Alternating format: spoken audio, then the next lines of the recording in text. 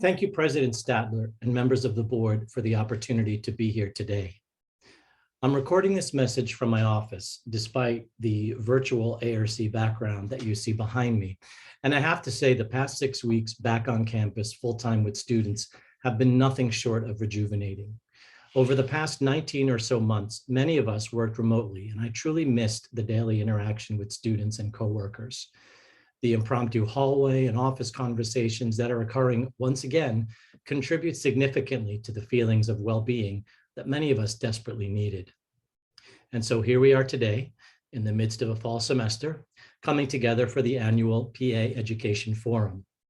Although a virtual gathering, we look forward to the possibility of assembling in person next year in San Diego.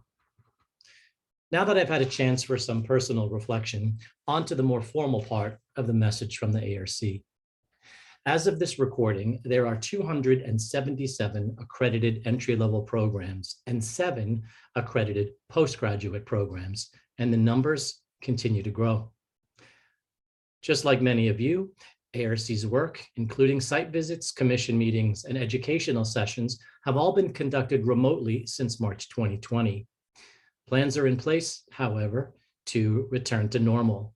In late September, our first in-person commission meeting is scheduled, and by the spring, in-person site visits are also scheduled to resume.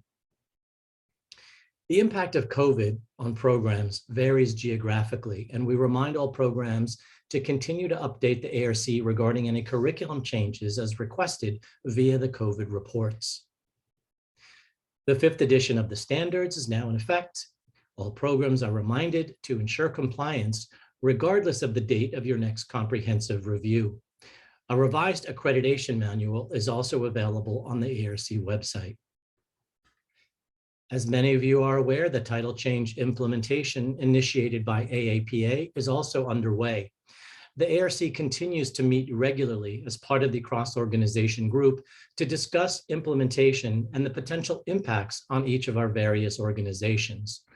We value the work of the AAPA, NCCPA, and PAEA, and remain committed to working together as a unified voice representing our profession.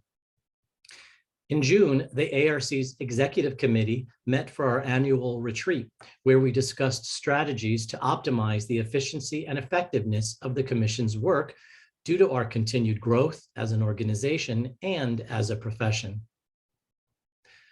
Newsletters are sent on a quarterly basis and now replace the notes to programs that many of you have been accustomed to reading in years past.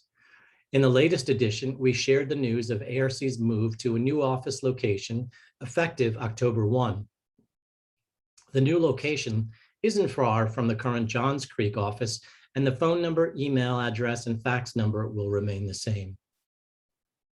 I'd like to conclude now with a few final reminders regarding support from 3 sources: your sponsoring institution, PAEA, and ARC. Your institutions and administrators are expected to support your program as reflected in the A1 standards. Rely on them to help you navigate the challenges you face on a daily basis. You might even consider forwarding the quarterly newsletters to keep them up to date and help you initiate conversations around accreditation requirements. PAEA continues to offer excellent educational opportunities both here at the forum and all year long, and I encourage you to take advantage of the information and networking that is available. And finally, the ARC is here to support and guide you. Please don't hesitate to reach out if you have any questions, comments, or concerns. Thank you once again to PAEA for providing us with the opportunity to come together this week, and enjoy the rest of the forum.